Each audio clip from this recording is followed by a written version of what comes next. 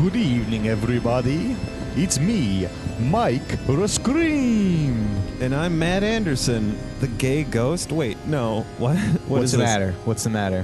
Why am I the gay ghost? Can you just... Because that's how I wrote the ad, okay? All right. Can you just read what I worked really hard on this. All right. I don't want you fucking this up. All right, okay. Just read what I wrote, please. Oh, I'm a ghost, and I'm gay. We will be doing a live show in Philadelphia on October 24th at the Philly Punchline. Go to phillypunchline.com, and I don't want to do this voice anymore. Please go to phillypunchline.com. Guys, if you're thinking about going to the show, if you're a fan of the show, if you live near Philly or South Jersey, go and buy a ticket, and it's going to be a lot of fun. They want to have pre-sold tickets. Okay, so please go to Philly Punchline right now. Buy a ticket. Tell your family and friends. We need this. All right, we're asking you for a favor here, and we hope you do it. Thank you. Please do it. Wait. But can you keep being the gay ghost? Oh, and also, I want to suck your balls. Come on, that's not even a thing that ghosts say. Potato. Guys, we'll see you in Philly. Hope you can be there. Thanks.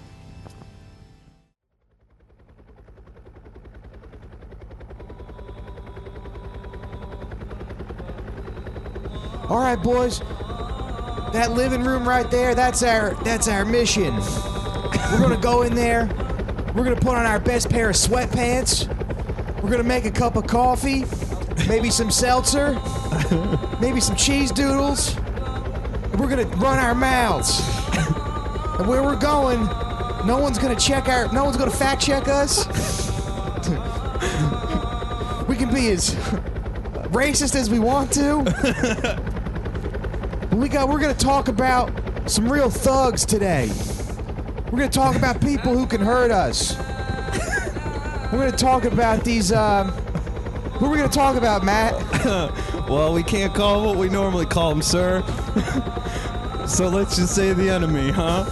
Yeah, we're going to talk about the enemy. What did you just pop? It's What did you just put in your mouth? It's a gumball that my dead grandfather gave me. He was a podcaster in a way. Just he didn't have a microphone or sound equipment. He would just sit in his basement and yell. Welcome to the sit down, everybody. That was our fun little cold open. Hey. And just like real war. I've been there. That's what it's like. Oh, that's right. Yeah. Mm-hmm. Yes, we always forget that Matt is a combat veteran. Yeah, don't say combat.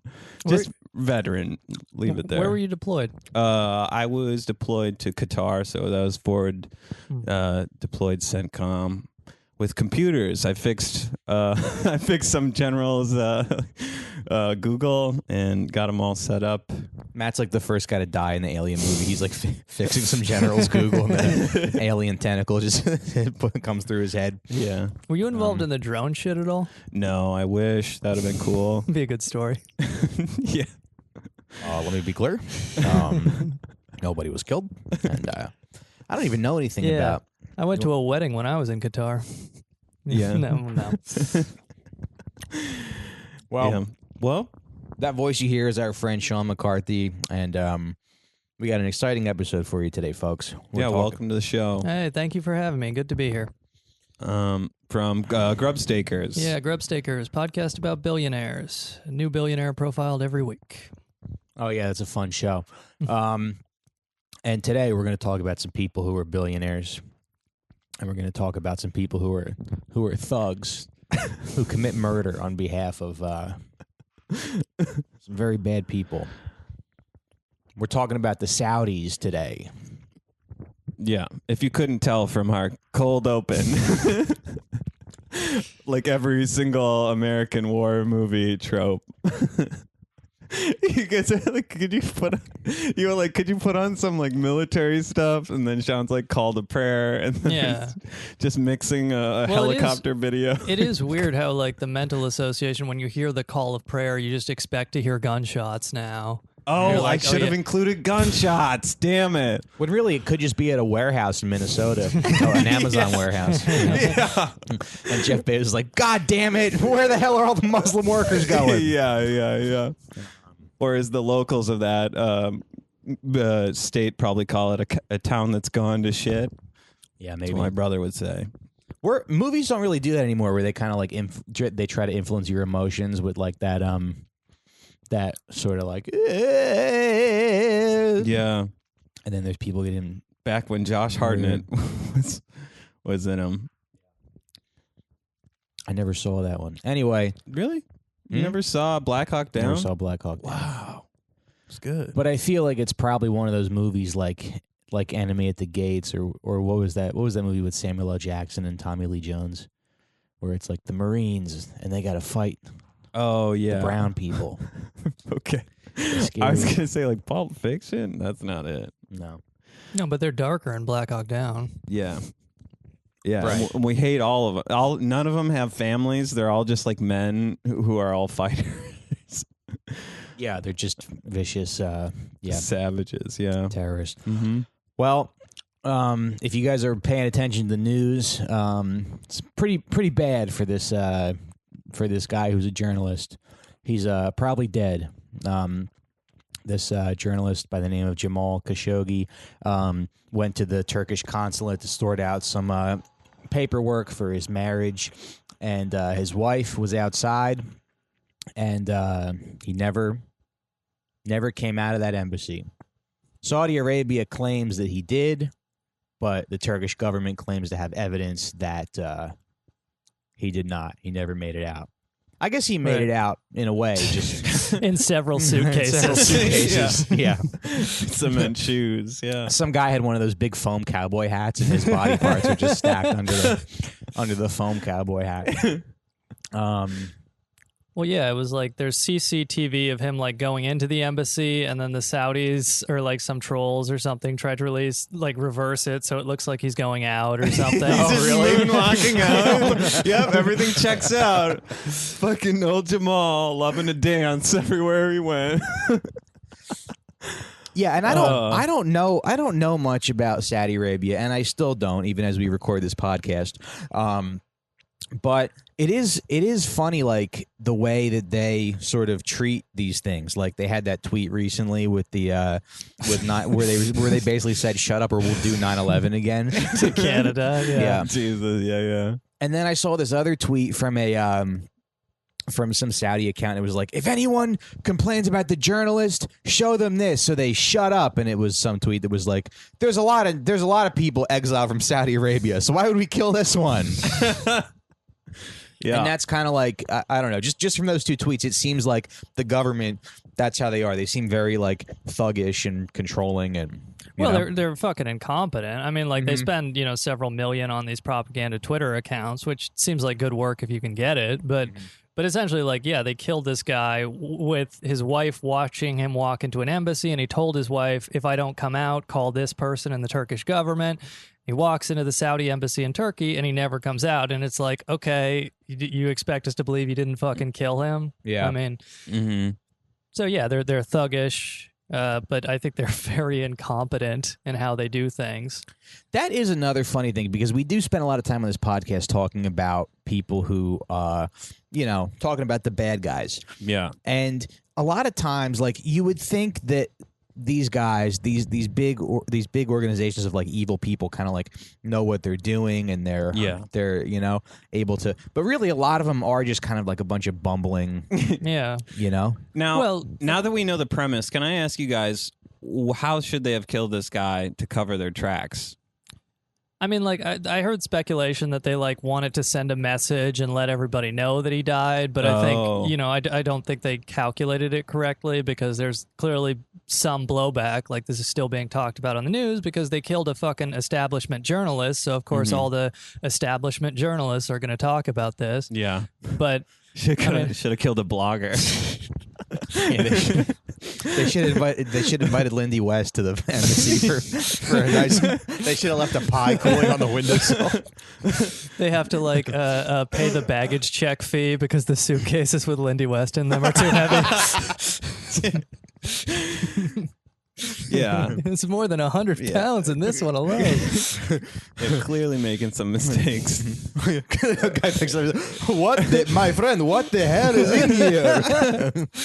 What is this? A suitcase full of bowling balls? Yeah, but so Turkey's claiming that there was evidence that he was carried out. That this rogue team of 15 guys on a hit squad carried him out of the embassy. Right. Or they went in the embassy with yeah. Well, I was just going to say, we know like 15 Saudi guys flew in on a private jet and then flew out on a private jet the same day, and they had luggage and they bought luggage, and at least one of them had a bone saw. So conceivably they like killed him, took him apart, and then flew him out in suitcases. On a private jet? Yes. Wow. So there's money behind this hit. Or maybe not. Maybe just for the love of the, you know, maybe the guys like me, like he bought this new power tool and just doesn't get to use it. Sure. Yeah. He bought a bone saw off of Let Go. And he was like, yeah, okay, but now it just kind of sits around. That's how they got him to the embassy. They're like, do you want to take a ride on a G6? Well, I've never been. Like DJ Khaled. But I guess my question is, he's walking in the embassy. So where in the embassy was he allowed to do? Like how, if they killed him inside the embassy, how was it carried out? Yeah. I mean, like, so I don't know all the details, but essentially what I read was that, like, they, like, sent all the Turkish staff home because, you know, again, Saudi embassy in Turkey. So it's like there's, like, Turkish people who work there, and the Saudis told them, yeah, go home, day off, you know. Yeah, hopefully they got paid. Yeah. Okay. I mean, you're not going to question that. You're like, oh, I'm getting out of here. Sure. But and then the other thing is, like, just now, I guess he disappeared on October 2nd, and, like, just now they're going in and, like, investigating this. So I think, like, some anonymous Turkish sources were saying, like, oh, the CCTV has, like, been deleted from inside the embassy, and, you know, like, they've had a cleaning crew in there, probably get rid of all the... luminol and double check all that stuff. That's got to be fun. You're just some janitor who shows up to work and they're like, yeah, here's the address, and you get in. That reminds me of the time when I worked at Got Junk. We were cleaning out this house and I found shit, like like a shit-covered towel. And then my boss tried to get me to go back and clean it up. Jesus. Yeah. Could have used the union probably at that job. Yeah, that would be nice to be able to work your way up to like body disposal team from Got Junk. You know, there's a clear career path there. Yeah. Maybe you would have gone and took care of that shit towel if you knew. You could be cleaning up some body someday for real money. Yeah, maybe. But now, so now there's a whole thing with Saudi Arabia. A lot of companies. There was supposed to be some summit in Riyadh, I think, and a bunch of companies like Google and Richard Branson. They're all pulling out. J.P. Morgan Chase. Yeah, all the best actors in the world. Yeah, all the heavy hitters. I know, and that's the other funny thing too, because like you just heard Lindsey Graham being like, "I will not stand for this treatment of a journalist." It was, and he's like, "I always stood up for Saudi Arabia. I like them. I like," and it's like, okay, well, so what? They were our ally when they fucking did 9/11, and I mean, this is definitely not the first journalist that they've killed, right? Yeah. I mean, again, I don't know the whole history, but certainly the first like American resident journalist they've killed in recent times. So that's kind of the difference here, you know. Washington Post columnist who moved in all the right circles. And it's like, essentially like what I've read about this is like the guy was for a time like part of the Saudi establishment. He was like an advisor to the Saudi ambassador to the United States. He was like... So he's a rat. Yeah. He was an advisor to like the Saudi intelligence chief for a time. He was the editor-in-chief of like 2 official Saudi papers. He was fired from both of them. But, you know, so like he was kind of like, what do you want to call it? Within the context of the Saudi government, kind of like a liberal reformer, but who was still like plugged directly into the government. So a lot of people theorize like, the reason he was killed was he was writing these columns for the Washington Post that were like a little critical, but of MBS's government in Saudi. But like, you know, there's obviously much more vicious things said. But people speculate that he knew too much about the inner workings of the Saudi government. So that's one theory on why he was killed. So he exiled himself. So one day he just kind of like took off. A year ago, he just got out of Saudi Arabia because he initially supported MBS, Mohammed bin Salman's, the new crown prince of Saudi Arabia. He initially supported like his actions, but I think he was kind of opposed to the war in Yemen, and essentially like MBS's like so-called corruption purge was actually an excuse to just round up a bunch of dissidents and a bunch of people who were like opposed to him. So Jamal kind of fled about a year ago and was living in exile since that time. Okay. But now, wasn't there an article written about MBS that he's like supposedly this progressive guy or something? Or well, yeah, that's like, I mean, and that's the Intercept just made a video, and you see this a lot where like Thomas Friedman, like one of the biggest idiots with a New York Times column and 6 figures a year, was like talking about how MBS was like the great reformer and all this stuff. And he kind of went on like a paid propaganda tour, and like a lot of Western establishment kind of people bought into this idea that he was reforming Saudi Arabia. Meanwhile, he's like doing a literal genocide in Yemen. But of course, now that he's like killed an establishment journalist, people are paying attention to this ridiculous idea that he was ever any kind of reformer. Mm-hmm. Can you fill us in about the war in Yemen a little bit? I Yeah. only know. We're like doing so much catching up right now. You're like starting from the ground and building a house. Yeah. All right, Matt, why don't you fill us in about the war in Yemen? No, I'm just commenting on like we need quite a bit. Yeah. I mean, so like, again, and my understanding here is mostly just from like listening to Chapo and watching Adam Curtis documentaries. So I don't claim to be any sort of expert on this Same shit. here. But essentially in 2015, like Yemen was part of, the Arab Spring in 2011. There was an uprising. There was like a compromise government put in. But then in 2015, there was a Shia uprising against this, or a Houthi Shia uprising against this compromise government in 2015. They marched on the capital in South Yemen, to like, to hopefully hear their demands or whatever. And then in response, in 2015, Saudi Arabia starts bombing them. And then Saudi Arabia puts a blockade on Yemen. And so it's mainly just like the bombings and the blockades where nobody really knows how many people have died. One estimate I heard is about 100,000, but they say right now like 8 million people are at risk of starvation because of this Saudi blockade that's not allowing food or medicine to get in. And the other thing is like, even if you save these people who are starving right now, a lot of the kids will be like developmentally fucked up for life. They'll be like tiny or retarded or whatever, you know? And so it's like, I mean, it's very depressing. And Tiny and retarded. I was waiting. Look, kid, I know you were dealt a bad hand. All right, you're tiny and retarded. You're not going to play basketball. Kid ends up on Shark Tank. Yeah, I was going to say they could be whack pack characters. All right, listen. Right now, you're a real life garbage pail kid, but and you got to think they definitely hate Saudi Arabia too, right? Yeah, so that's gonna breed some bad blood.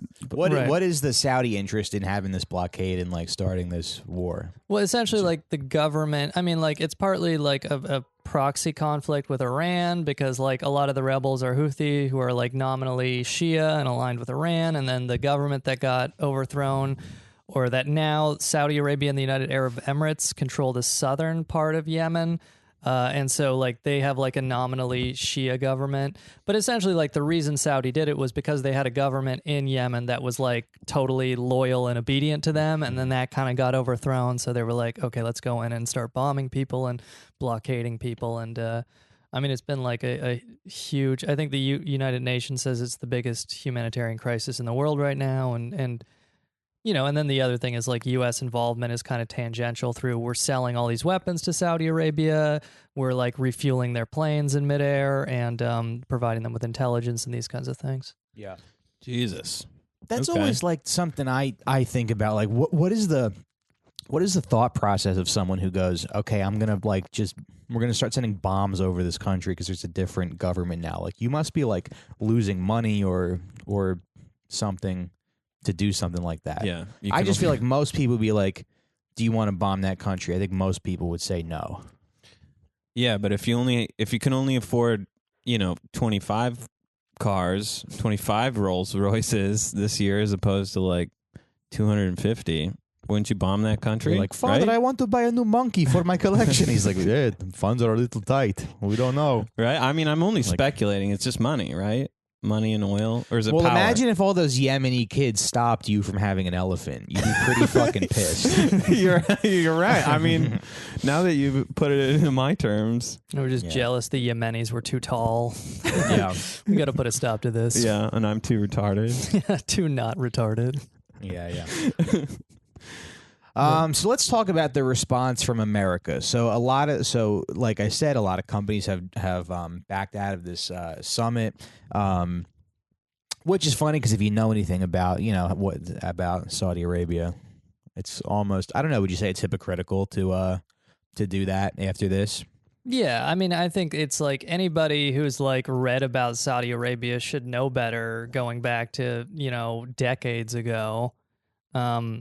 And, it's like, well, so like what Trump is even today saying that like, I guess the new Saudi story is they're going to say they killed this journalist accidentally during an interrogation. And it was like a lower level person who like took the initiative to kill this guy, which is like, I mean, it's very implausible in like a totalitarian regime that you're going to like piss off the ruler by like killing somebody without direct orders to do that. Yeah, it was just an accident. Yeah. Right. Yeah, they were like, all right, here's what happened. The guy holding the bone saw has Parkinson's. And I guess it got turned on by accident.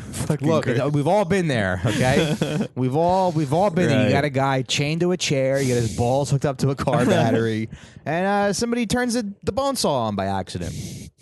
Yeah, well, I mean, what the Saudis need is they need like a Joe Pesci in their crew to like blame it on, because like I feel like a lot of Italian mobsters have that one fucking loose cannon. Right. We're like, and they just blame it all on him. That's Muhammad. He's a bit of a cowboy. Yeah. It's like, I knew we shouldn't have sent a Mr. Pink from Reservoir Dogs to go interrogate this guy. Right. Exactly. Just need a scapegoat. But yeah, they just chopped off his ear and he's talking to it. They're like, yeah, do this thing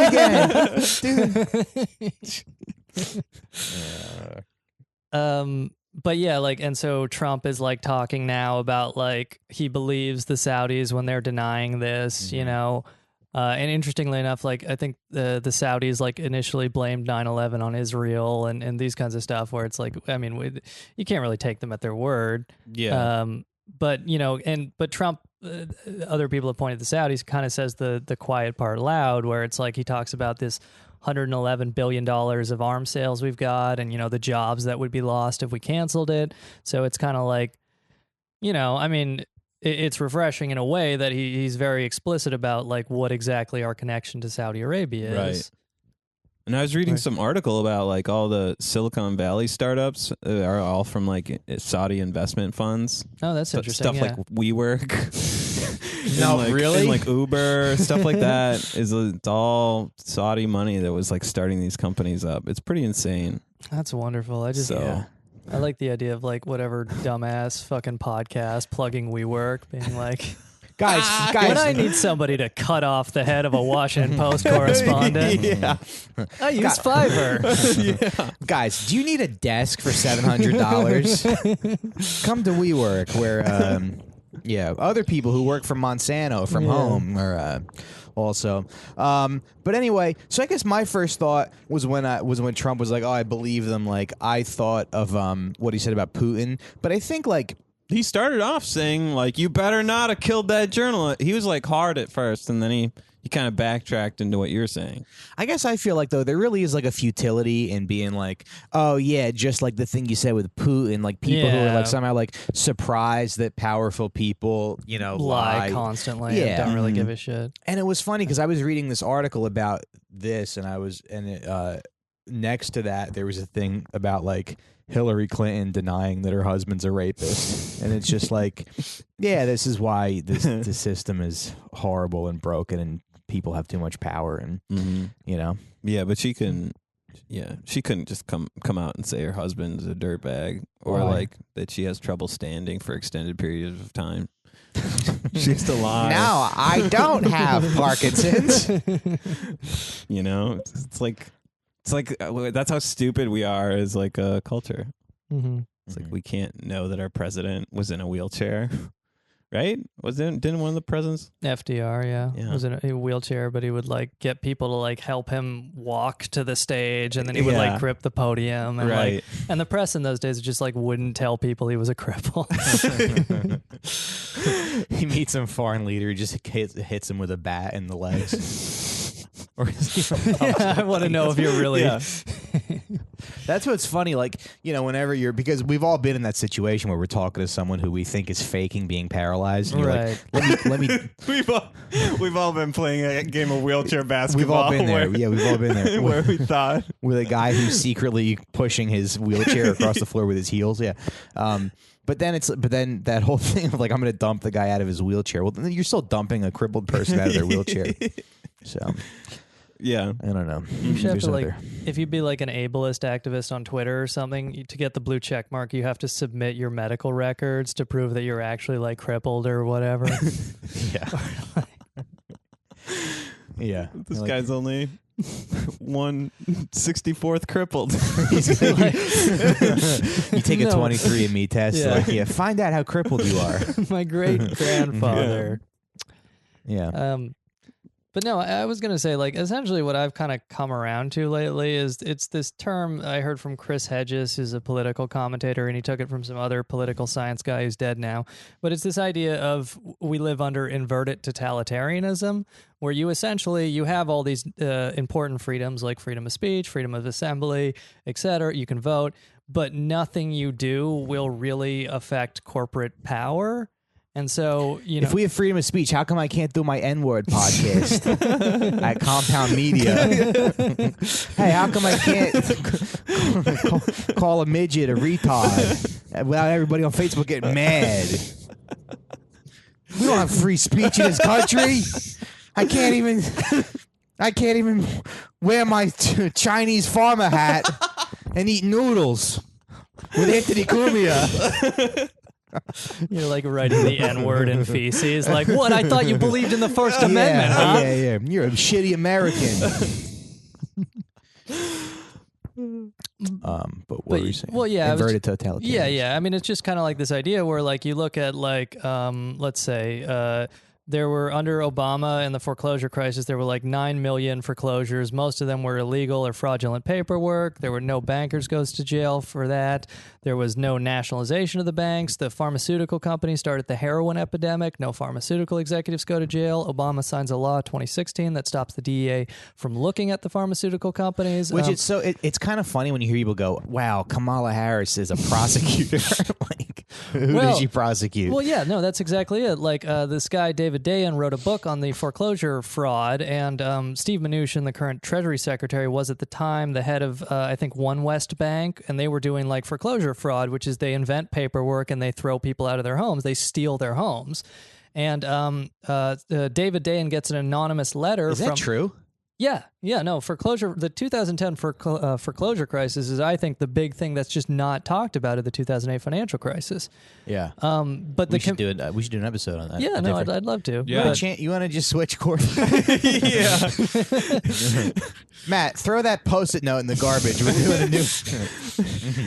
But the Kamala Harris story is essentially David. I'm sorry, but back up a second with the foreclosure thing. What they would just foreclose people's homes. Okay, so it's like it's kind of a long story, but the truncated version is essentially to do these mortgage-backed securities that all blew up. You had to they invented this little database called MERS, Mortgage Electronic Registry Survey, and so usually when you sell your house to somebody, you have to go to the public register and register in the public for like $30 that you transferred this house. But because these mortgage-backed securities were just bouncing around a million times between the different banks, they just built their own database and got like Eric Holder's law firm to write the legal opinion affirming this in the 90s.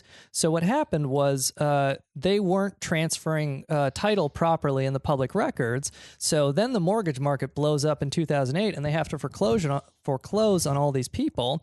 So where robo-signing comes in is they were essentially just creating paperwork out of thin air. they were inventing documents saying that, oh, we own the right to your house, and they were getting people to sign them, 100 a day or however much, these completely fake documents, and submitting them to courtrooms, and then throwing people out of their homes and taking their homes, and eventually they'd pay a fine. There was a settlement for this, but nobody went to prison, and they got to keep the homes. I mean, and this is like David Dayen says about 9.3 million foreclosures occurred this way. Holy fuck. Yeah. I mean, it's like, and people wonder why you got Trump. It's like entirely that. Yeah. And we're like just mad about him not paying his taxes. Yeah, this is like super complicated, though. Yeah. It really is. Like, I don't blame Elizabeth Warren for being like, yeah, I'm an Indian. You know?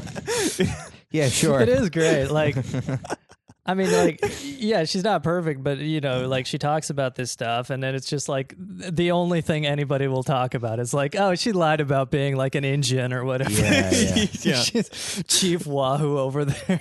Yeah. But you would, like, when you think of like white collar crime and stuff, Yeah. you think of like a guy just like changing a decimal point on a thing, and Yeah. but it's like this is really just like blatant theft, and you never have to like look the person in the face who you're stealing from. Oh, of course not.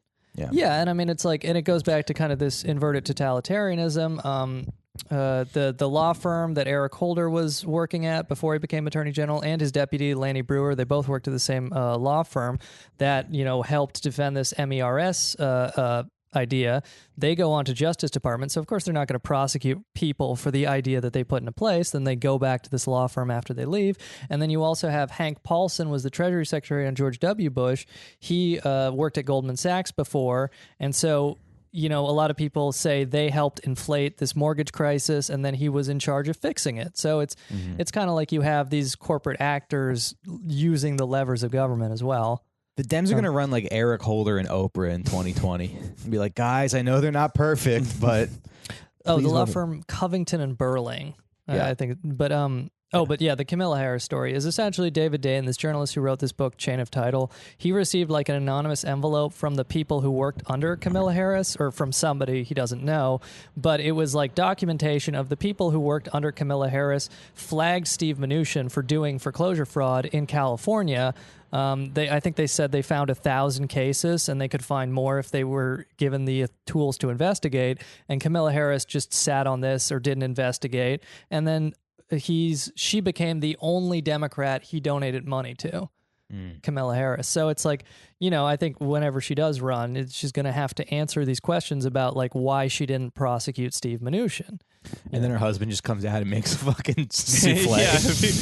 Have you guys tried this yet? He's on Oprah. He's on Ellen making cookies. talking about like how it's okay to get pegged. Dude, it's like this is like some like enraging stuff. I mean, like I guess we're just like learning about it, and it's been happening forever, but just to have like the lens of today to look at stuff from 2010 is incredible.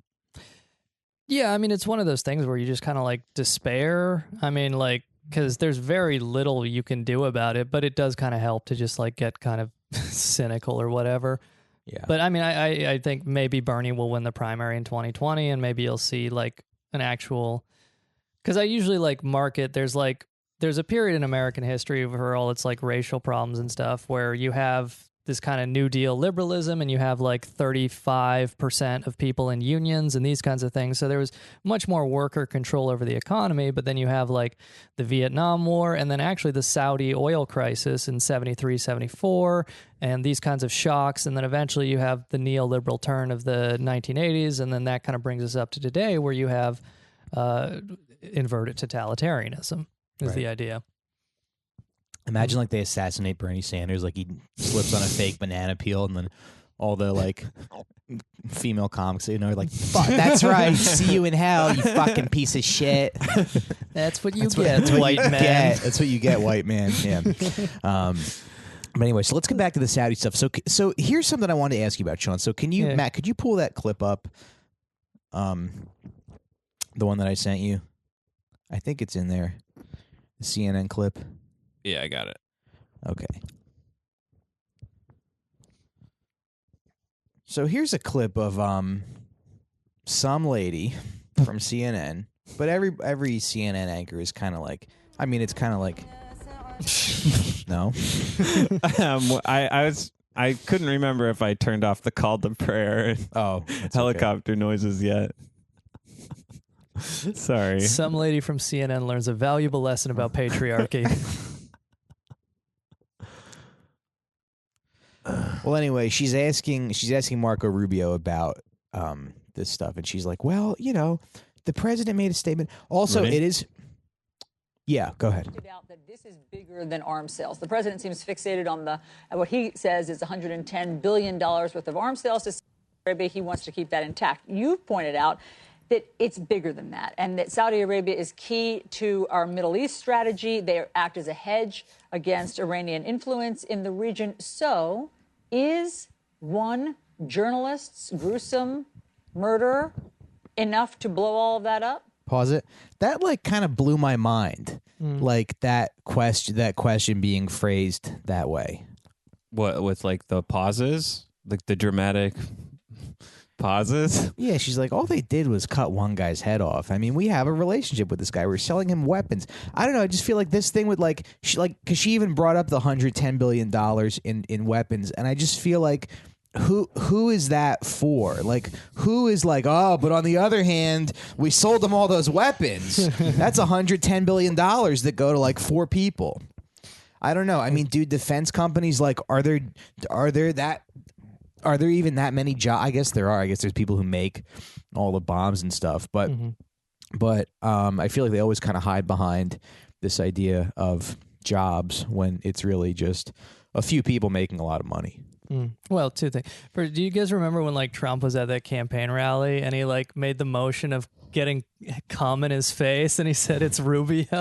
No, because there was Marco. There was a rumor going around that Rubio attended gay soap parties or something on the internet during the Republican primary. Really? So Trump goes to this rally and he goes to the podium and somebody tosses him a water bottle and he makes a motion like it's a dick and it's coming in his face. God. And he goes, "It's Rubio." Jesus. God damn. There should be a super cut of all the stuff that he's done that's no, but I'm extraordinary. You know when you watch a great comedian, you get sad. You get sad because you'll never be that funny. Oh man. Yeah, no, I mean, you'll never be as funny as just Trump is. It's a great skill for a guy who wants to be president. I read stuff all the time. They're like, apparently he threw a starburst to Angela Merkel and said, "Don't say I never give you anything." It's just What's reading happening? just reading that, and I feel like that's something, because you've been in the city doing comedy for a long time. That's something that comedy has sort of lost. That sort of that danger, that fearlessness, that sort of that backbone where you're I'm saying the thing that you can't say. People don't really care about that anymore because we have a president who does it all the time. So there's no place, because during the Obama years it was very yes, respectable, everyone's included, and then you go to a comedy club and someone's like, "Hey, you're gay," you're fat, whatever. But now this is just what's happening, and now when we want to laugh, we have Trevor Noah being "You are not very nice." Mr. President, you are a bad man. But I don't understand why you have to talk like that. This is not cool. I hope you die like those miners. I know exactly what you're talking about. Yeah.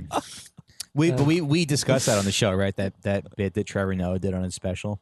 Oh yeah, the Aborigines women, yeah. No, the miners. There were some striking miners in South Africa. Yeah, and he did some sort of weird bit about them. I don't know. I don't know that we talked about that, because we talked about him being in trouble for making fun of African women looking busted. To paraphrase. Man, this bitch got a bad face. I know why the Australians killed them. Trevor Noah is a great reminder that anyone who gets that high in show business is just a conniving sociopath who will say anything. Yeah. to get ahead.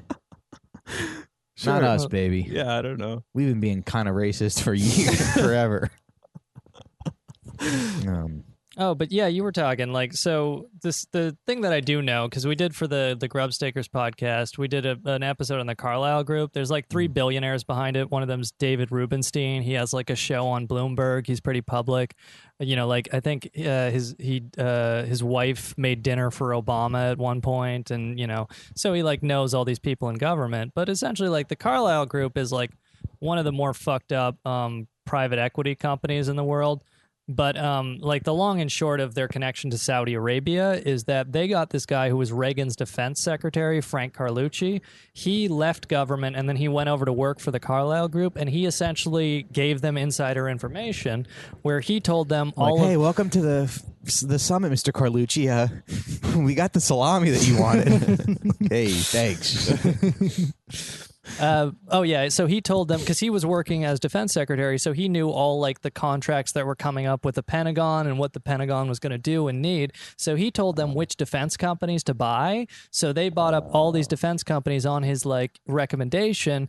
And then when the Gulf War broke out in 1991, all the value exploded, and then they were like, millionaires. And then it kind of follows up where after the Gulf War, they hire what's his name? Jim Baker, the Secretary of State for George H.W. Bush. They hire him. They actually hire George H.W. Bush as well. But I wonder for how much they hire them for.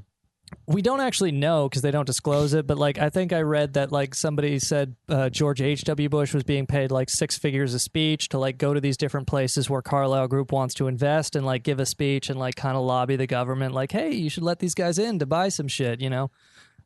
Jesus.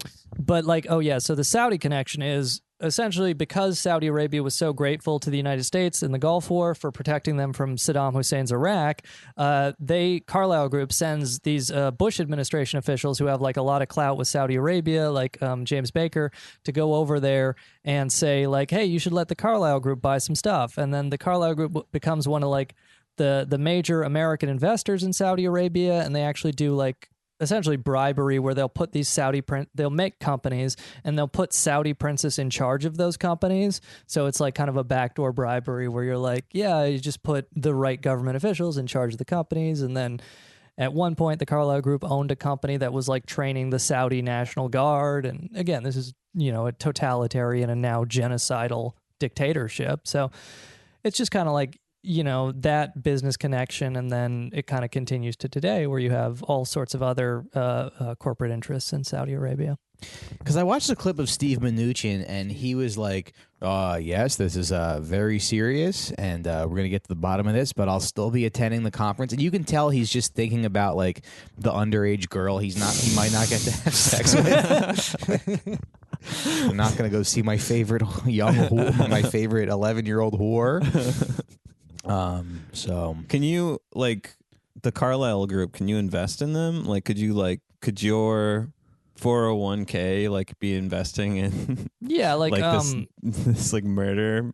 Stuff? Yeah. Like actually, I know at least some pension funds do. That's like the other controversy, and like the other thing with the Carlyle Group again, it's hard to give the short version of this, but they're essentially a private equity company where what they'll do is they go in, they take out huge loans, and then as they take over a company with all this borrowed money, and then the first thing they do when they take it over is they take out more loans on the company's books to pay themselves back, and then they try to like cut costs, cut wages, lay people off, and then sell it within like 5 years usually as the timeline. So like they kind of did a very specific version of that where they were based in Washington, and they did it with like defense industries, but they also like bought a healthcare place called like HCR Manor Care, and like some people died where like because they cut all these nursing staff, and like some old people fell down and were just left alone to die, and then like they were doing like the administrators there were doing Medicare fraud, and they were charged with that,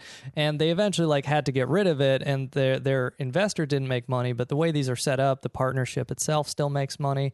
But so I guess the long and short of that is that private equity, a lot of pension funds are invested in it, even if you don't realize it. But the weird thing about them is because they're so committed to like union busting and laying people off and cutting wages and cutting costs so they can resell these companies, they destroy a lot of union jobs. So it's kind of a weird thing where you're like funding your own destruction if you have a fucking pension fund. Wow. Yeah. But that's the crazy thing. It's like those old people die. You don't have to like see them. You don't even have to like know that it's your fault. You just spend the money. You just spend the money and you're like, whoops. You don't have to go to their funeral. You don't have to go to their shitty Irish funeral with the after party at fucking Bennigan's, you know? Yeah. Yeah, and it's like you don't know who to be mad at with the Carlyle Group because, you know, they all have... Yeah. It's not like Bernie Madoff where it's just like you know who you're angry at. Right. And I mean, it's just one thing where it's like we just don't really have a government. I mean, like these people are all in and out of government. They spend so much money lobbying government. And then there's just like no investigative apparatus to like figure out entirely what they're doing. We just have to kind of rely on like leaks and journalism. So we get like a half picture of all this and, you know. And you guys went deep on the Carlyle Group on your episode on Grubstakers? No, we talked about Mark Cuban putting his hand in a woman's pants. that sounds equally. We talked about Mark Cuban, like a different rabbit hole. Mark Cuban would take acting classes and be like, "Can you put me in a scene where I get to kiss her?" Yeah, he's like a millionaire. Yeah, who like can't meet women without like his acting coach. He's Christopher Moltisanti. Okay, that sounds like fun. He's a millionaire in an acting class at the UCB. Yeah, I was gonna say when they the Saudis cut up that journalist, it was like Tony calling Christopher like, yeah, could you bring like some suitcases and a bone saw? We'll move it at night. Yeah. And there probably is a Christopher Moltisanti in that crew who did most of the legwork and doesn't feel appreciated. He's like, you got me cutting up journalists, and I can't even get a hello. Yeah, Mohammed bin Salman just like ignores him at the party. You know, he's like, hey, it's me, Chris. He's like, oh, who are you? I don't.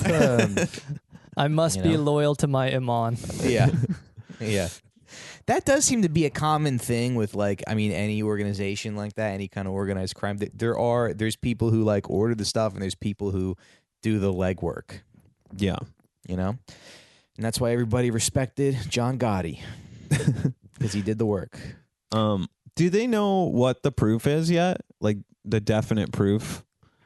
Well, as far as I know, the only real proof is essentially there's video of him going in. There's no video or any evidence that he came out at all. Yeah. And like we said, we know this Saudi team landed the same day, came to the embassy, and left the same day. They just got his clothes and they put like a cardboard mask on, and he was like, just gave a thumbs up to the camera. Like, holding up today's newspaper. Yeah. I'm fine. I don't know. I was reading somewhere that he was like wearing his Apple Watch during it, and it was like recording all the data. They say he might have, recorded and uploaded it to the cloud. I just like the idea of like they get some like Saudis to like pull puppet strings to like go up to like his wife's apartment and yell up to the balcony like, I don't love you anymore and I'm leaving. Yeah. Do not look for me. Yeah. They get Jim Henson's son or something. Or they use his real head, but they have to go dig up his body like it's in Goodfellas. And like, got me digging up this guy's body. This isn't fair. I'm supposed to be home with my family. Yeah, they get the best taxidermist. No, it's Saudi Arabia. Yeah. Yeah, and he's just send him a video text or send his wife a video text or something. No, but yeah, I mean I don't know. Like, was this? And I couldn't seem to find this. I googled like why kill Khashoggi, and all I found was a Wall Street Journal article that wanted to charge me $2 to read it. And I was like, I was so angry. I was like, a hole in my computer screen. I was like, you know what? I would sign up, but then I'm gonna forget to cancel it. They're gonna charge me like $19, for a membership, which is just like too much fucking money. But who do they think they are? Yeah, but was this at any particular reason that they decided to murder him now, or like what? Like they must be so incompetent that they don't understand the repercussions of murdering this guy, or they just needed him gone for a specific reason, right? Yeah. Well, I mean, it's essentially like I was saying earlier, like the only press theories I've heard on this was that because he was an insider for a time, they're worried he knew too much. Maybe they're sending a message to other like critics inside and outside of the regime. And like, yeah, I mean, he was an insider for a long time who left like a year ago and became mildly critical, but he's still like kind of a Saudi nationalist, or he was until the end. But and then the other idea is they were like sending a message through this, which is don't get your paperwork done at the Saudi embassy. Yeah. Just take it to Kinko's or something. Well, if there's one thing I know about killing journalists, it's that it doesn't work, because when they killed all those Charlie Hebdo cartoonists trying to shut them up, Charlie Hebdo didn't stop. You know what they did? They went right back to work drawing pictures of Muslims like they looked like monkeys. They went right. They got right back into the office. It just started like there's a dramatic shift to like racist cartoons. But I just imagine like some like Charlie Hebdo guys got like PTSD. He like goes back to the office where like all his friends were killed, and he's like really upset. But he like picks up his pencil because he knows he has to do it, and he just like sits down and draws like a giant nose. That's like his return into. It was like an inspiring montage music. Yeah. This is my fight song. Yeah. I like when Charlie Hebdo during that hurricane in Texas, they were like, "Yeah, good, all of they killed all the bad people in Texas." But yeah, did anyone like read Charlie Hebdo and enjoy it? Like, was anybody like, every morning I get my coffee at my Charlie Hebdo? Yeah. I don't know. Anyway, it's tough to find like a French, it's tough to find French political cartoons that you enjoy. Yeah. So anyway, well, here's what another thing I want to get into is like, I was reading a little bit about Saudi Arabia, like what life is like in there. And one thing that somebody said that I thought was interesting was they were like, yeah, it's very flat. It's very boring. There's not very much culture. And I just imagine that it's similar to like one of these towns you go to, like Bethesda, Maryland, where it's like it's clean. Or like Charlotte, North Carolina, where there's like nice buildings and there's like an au bon pan you can eat lunch at, but there's not any art or there's just an undercurrent of something's wrong. Yeah. Yeah, it seems like from what I've sort of gathered about it, it seems like Saudi Arabia is like a place where a few people are super rich and then a bunch of people who can't drive, a bunch of women who can't drive.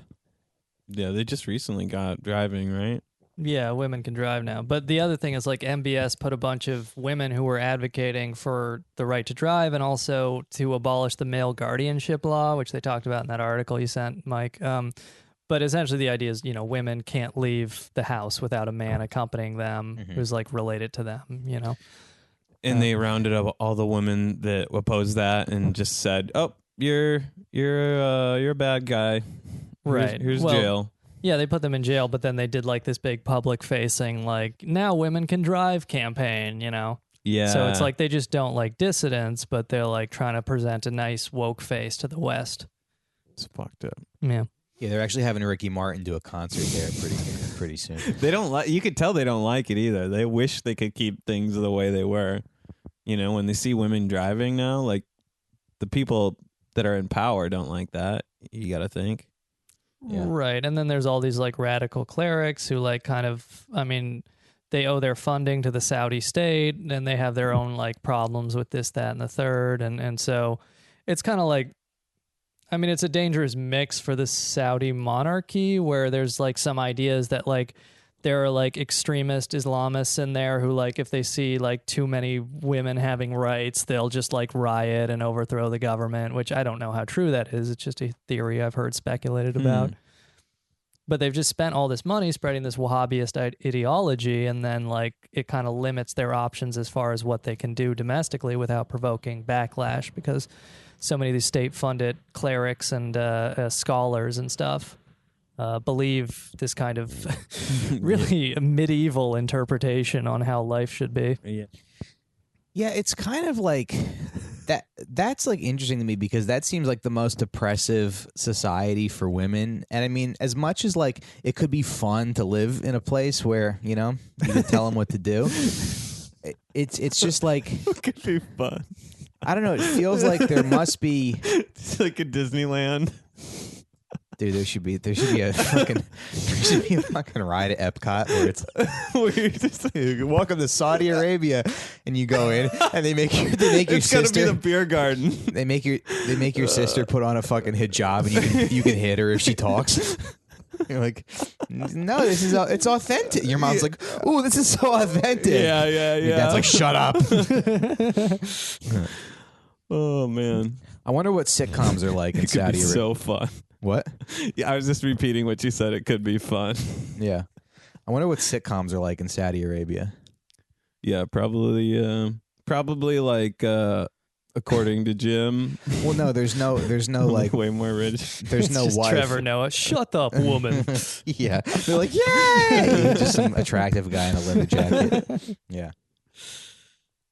I was watching Yamanika's Instagram, and there's like, she was watching 90 Day Fiance, and this guy goes to Morocco with his like American wife, and he like lies to her. He's like, yes, we can't be in the same hotel room. She's like really fat. He's like, nah. Yeah. He's like, no, Morocco is a very strict country. You can't I've sleep seen in the that same one. bed. Yeah. And Yamanika's like, Morocco's a very strict. This motherfucker got a Justin Bieber haircut, a Justin Bieber jacket, and he's Yeah. So yeah, it always does feel like in those situations, people are pretty selective about, what they what's allowed and what's not. But when you look at these societies where like women are oppressed like that, I don't know. Do you feel like maybe there's some? Do you think? I mean, where do you think it comes? Do you think there's? I mean, like I said, it is fun. It is fun to be like, yeah, this is my Where are you wife going? and she's dumber than me. Where are you driving this question? Do you think the motivation comes from like, I don't know, like making money or like consolidating power, or what do you think the motivation is? Or do you think it's maybe like something psychological? I don't know. Because it feels good to be like, this is my wife. She wears a blanket over her head. She walks 10 paces behind me, and I'm the boss. Like, I feel like it's like an Italian guy living in Saudi Arabia. Just like summarizing, like she wears a blanket over her head. You just imagine some fucking like fat pork store Guido is like, yeah, in America things are better, we treat people with respect. And he goes to Saudi Arabia and he's like, oh, it's pretty cool over here. Yeah. Well, it's weird if you go on like the incel forums and stuff, or like the incel Reddit got banned, but they still have a website somewhere. But you'll hear a lot of like praise for like this kind of Islamic State stuff. Really? Where they're like, because it's like these memes where you'll have like one Chad guy and then like 10 women all hooking up with him, and then the 80% or whatever of men don't get anything. So I think, I can't speak to why the Saudis do it, but there's like I guess an appeal to lonely men or whatever, that this idea that if you like impose totalitarianism on women, they have to obey monogamy or whatever. And then even if you're a loser, you get a wife. Yeah. Right. And can I just say like there's this new Netflix show called 3 Wives and 1 Man or whatever, and it's just like a Mormon polygamist, and like he's a fucking nerd, and he's got 3 wives, you know, and they're like, so just join the right religion if you want to control, women like that. Yeah, I just imagine like sorry, we're waiting for the train to pass. Yeah. I have 3 wives. I have sex 3 times a year. Yeah. It's like an old Letterman joke or something. Yeah, I can't satisfy one woman. I can't make one woman come. I got to make 3 women come. It's enough trouble just beating the shit out of one woman for going out in public without my permission.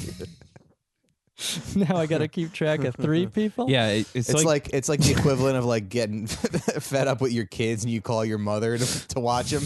You call your dad so you can beat one of your wives. All right, but anyway, I was just imagining like a sitcom in Saudi Arabia is like a husband who buys like a new like sand blower for his yard, but it's like too powerful.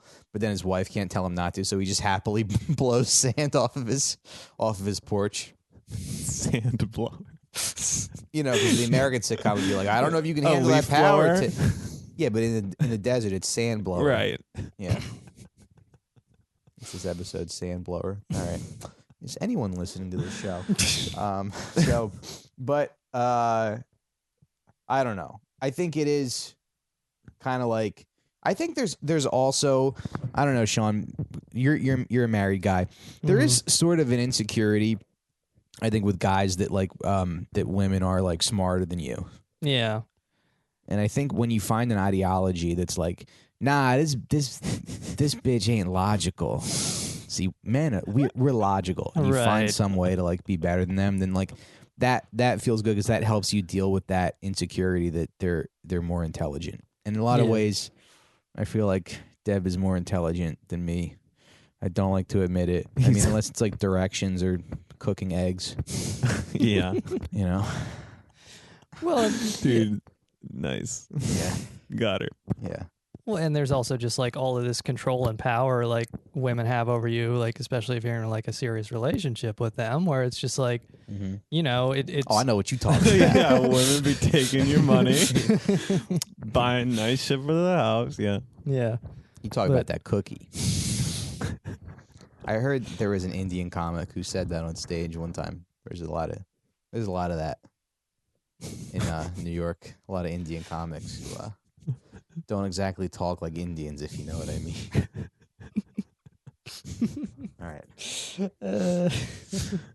All right. All right, go ahead, Sean. Yeah. Like, you got to edit that if you want to get a writing job, Mike. Nah, I don't know. Oh yeah, I guess just like the idea, and again, I don't know it entirely, but I would speculate like, yeah, there's all this power women have over men, which on some level scares men, and then you can like, because men are more physically strong or whatever, you can collude to set up structures that are totalitarian to women and that oppress them and ultimately submit them towards your will. And then the idea in the incel fantasy is that this gives everybody a wife through arranged marriage, but I don't think that's the way it works at all when you have like a totalitarian government like the Sauds. Like, I didn't mention this, but like another thing is like with British arms sales, there's a Frontline documentary about this where like Saudi princes would go over to Britain because like BAE Systems, they're like the number 2 arms seller and stuff. And so Saudi princes would go over, and then these British businessmen would just have like a black card, and their instructions were just, this Saudi prince, buy him hookers, buy him everything he wants, you know, and then they get the arms deal from that. Jesus. So it's just like, you know, yeah, if you're connected to power in a totalitarian system, you know, I mean, you're going to have a harem. Yeah, like imagine you're like dating some girl and like and she's like working as a waitress or something, and a Saudi prince comes in the restaurant. He's like, I will take you home and you will be my wife. Right. You'd be like, I don't think so, sir. That could be a fun movie. Matt Anderson this summer. Matt Anderson has to stand up to a Saudi prince. Oh, well, and I like that's got to be my arc. You have to like you have to rescue Shelby from a Saudi prince. Right. You have to fight off all his bodyguards. Isn't there like there's like a Michael Douglas movie out there where he tries to buy some woman for a night? Indecent Robert. Proposal. Yeah. That's what you're talking about, Mike. You're just replacing Michael Douglas with a Saudi prince. And then I he thought it's Robert sues her Redford. for giving him mouth cancer. Nice.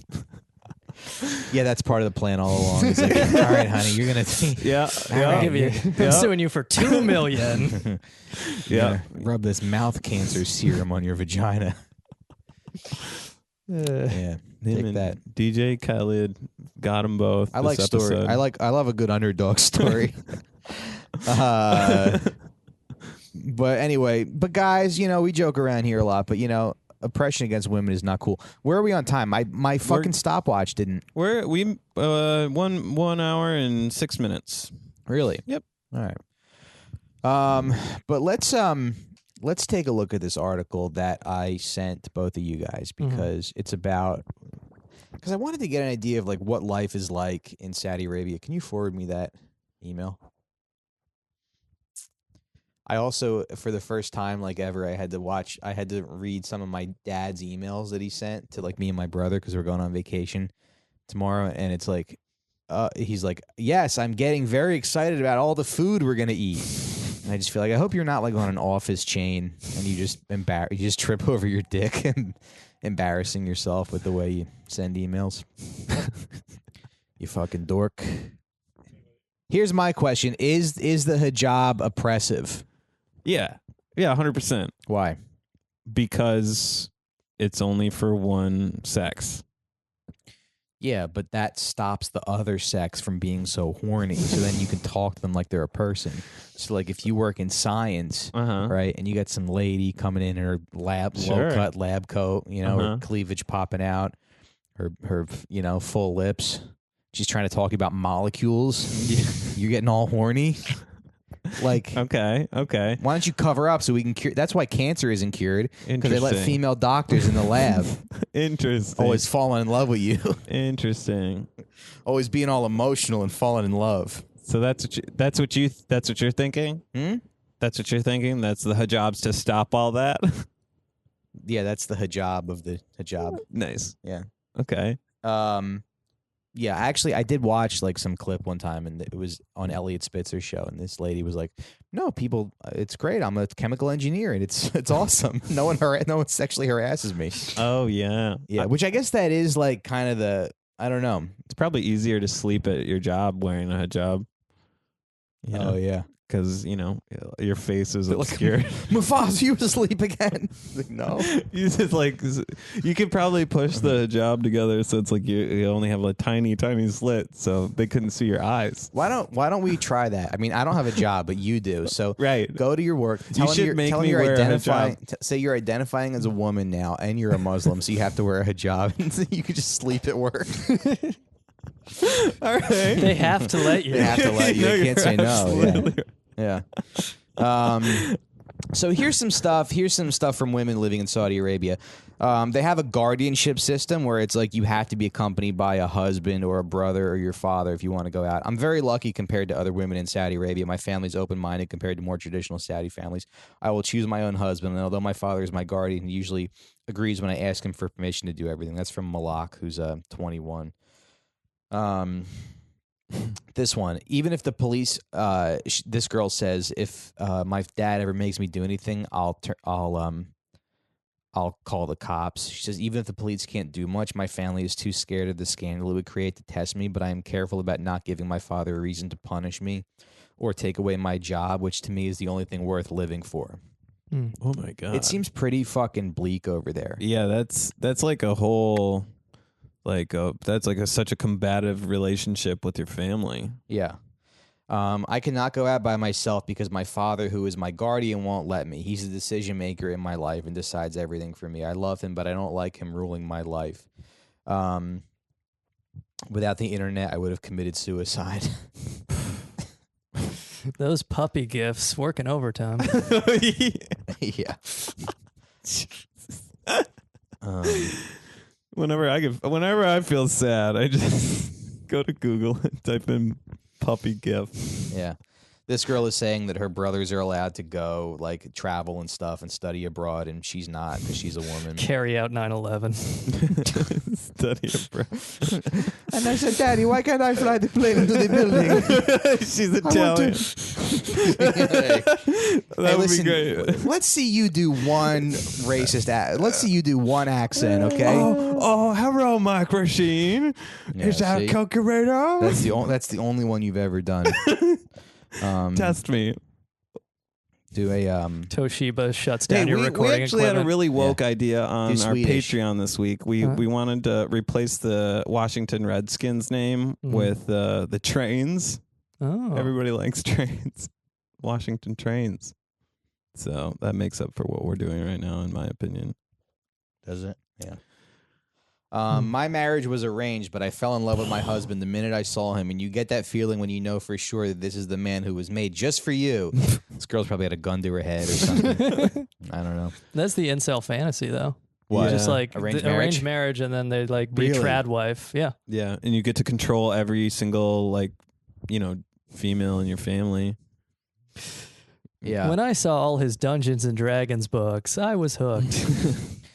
But that's the weird thing with, I guess, incels is like they're so far off the deep end that they're almost like approaching stuff from the opposite direction. So they're not even trying to like learn a hobby or like sign up for ClassPass and maybe take a Soul Cycle class and get out and meet somebody. Yeah, like they're just a nice girl at a yoga class. Yeah, they're just like, someday I will have women brought to me as slaves. They call that cope. I read a lot of incel stuff, but that's like coping, this idea that if you actually like do stuff, because they believe that essentially like some men are just too inherently ugly to have women or something like that, which I don't think is actually borne out, but right. Just get money, just become a Saudi prince. Right. Yeah, it can't be that hard. Yeah, if there's a guy that doesn't have legs out there that has a girlfriend, you can get a girlfriend. You could be a tiny, retarded Yemeni child, and you could still fuck. That's right. I dislike the fact that women aren't their own guardian. There's a huge lack of entertainment for women here. I feel like most of the fun things to do are targeted towards men, kind of like comedy in the 90s, right? Simple things like riding a bike are frowned upon for women. For example, there's no legal rule that states a woman cannot ride a bike here, but I guess out of shame, people encourage women not to. I love riding bikes, and it's gotten to the point where I'd ride one with my brothers and sisters in an area near our house, and we really don't care who stares. Anyway, not a good place to live. They probably killed that journalist. And Sean, where do you think that leaves us? Because we're probably going to forget about this in a couple years.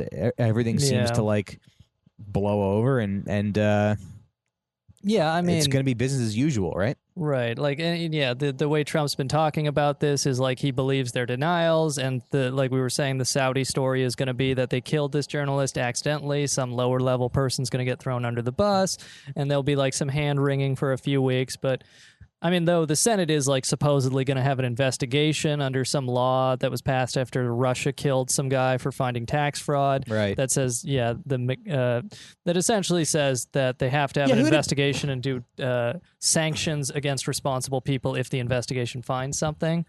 So it's like, I mean, maybe there's like this kind of movement, but just as likely, I think, more likely it goes back to business as usual. But maybe like more people don't want to be seen in public with MBS, I think is what might happen. Right. Yeah, I guess that's my other question. Do you think he'll face any like real consequences? Like, I mean, not really, because, I mean, Trump has been very explicit about these arms sales, and it is like something where it's like, yeah, there's like some American jobs created from this, but they could very easily be replaced if we just, spent more money domestically. But it's like there's very rich and powerful people who have like a vested interest in like getting a slice of, if Saudi Arabia partially privatizes their oil company, Aramco, there's a lot of people who want to be in on that, and then you have like Carlyle Group and all these other people who are like invested in some level in Saudi Arabia, or who make money off selling weapons to Saudi Arabia, who have billions of dollars and can lobby the government and speak with them directly. So, right. Yeah. Pretty exciting to make money, though. You're like, I might have $1 million. That's like a lot, I mean, you don't even have to build your own table. You could just right. Yeah. Well, anyway, I guess we'll wrap up there. Sean, anything you want to plug? Yes. Grubstakers podcast. Every week we do a new biography of a billionaire. We talk about a lot of stuff that doesn't always get covered in the business press. And if you're in New York City, you like stand-up comedy, I'm doing a week at the Creek, October 29 through November 2nd, 7 p.m., free show. I'm working on 45 minutes or so come out, The guy who co-founded Vice is a billionaire, right? Gavin or no, Sean? Yeah, I don't know his exact finances, but he might be. Yeah. God, it's more than Gavin. I like, man, I can't stand that fucking outlet.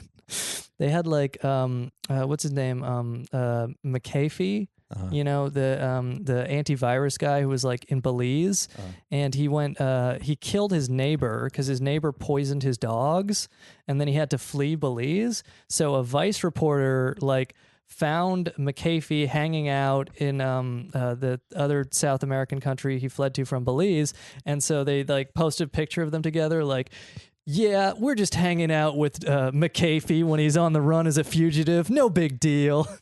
Just like the most insufferable Vice headline. Yeah. But then they tracked somebody hurt his dogs? Yeah, he had like these security dogs and he had all these armed guards, and then his neighbor poisoned his dog. So McCarthy allegedly paid a guy $5,000 to kill his neighbor, and he had to flee Belize and come back here. We're dog sympathists. You fuck with my dogs. Yeah, on this podcast. I'm going after your whole family. Sounds like a stand-up guy. Yeah. I'll kill your daughter, your son. I watched a video last night of a pack of hyenas eating a pregnant zebra alive, and what was worse in the video were the fucking comments of just people being like, because the one hyena like drags the baby out and like eats it, and the guy goes, "Hey, that's like me when I find the prize in the cereal box." Oh my god. Yeah, human nature is pretty pretty bad. That's a salty sweet. You're looking at the hyenas, like, just fucking kill it. What are you doing? Mm-hmm. But I don't know. I guess that's what they do, apparently. Anyway, what else? This episode is brought to you by my buddy Tim at TRL Woodworking. Man, Tim came over and glued up a bunch of pieces of cherry wood and then sanded it down with his router. Call him if you have any woodworking needs. He's based in he's in Jersey, but he's all over the city. He comes in the city a lot, and he's probably going to be dead by the time he's 30 because he like didn't wear a respirator. There's dust everywhere. I mean, you just can tell he's like a real tough, like salt of the earth, kid who really knows his shit about woodworking, but he's not going to live very long. So give him all the business that you possibly. If you have asbestos you need removed, he'll just go right in there with his hands. He'll just suck it up with a straw. Yeah. But really, and take care of yourself, Timmy. Make sure you get the right safety equipment. If not, we'll buy you some. But anyway, give him as much work as you possibly can. Yeah. If you're a girl, send him nudes. Did you post a picture of your table yet? Well, it's not done. I have to stain it and polyurethane it, which I'm a little nervous about because it's such a nice table. And I've stained wood before, but it always comes out kind of fucked up. So you're going to have to be there. Actually, maybe Shelby's going to have to. Maybe Dev and Shelby will have to be there. Yeah. Maybe we'll get Tim on speakerphone or something. While we do it? Yeah. Yeah, but nobody cares. All right. It'll be fine. We'll Yeah. just condition the wood. Sure. And, we'll watch some YouTube and stuff. And anyway, what else? Guys, please come to that live show in Philly. All right? You heard us plug it at the beginning of the episode. We really, if you're thinking about coming, can you just please buy your ticket? Because my manager's calling me and telling me about ticket sales, how there's only 7. Maybe some of you are planning on going. If you're planning on going, if you have any friends or family in Philly, please tell them to go. If you live in South Jersey, Philly, or even Maryland, you want to take a ride up because it'll be fun. So if you're thinking about going, buy your ticket now online, please, or they're going to cancel the show, and I'll be banned from another comedy club. All right, and I can't. That'll put me at 11. And I just can't do it. All right. So come out and God bless and thank you for listening and support us on Patreon if you want. Sit Down Pod /Patreon. No, you'll fucking find it. Sit Down Pod. Yeah. Mm-hmm. We'll never have ads unless they're for the service that Matt's sister provides in the Minnesota area. If you know what I mean. I want to flip my desk right now. Shoot her a text. And that's it. Good night. God bless. Bye-bye. Thanks.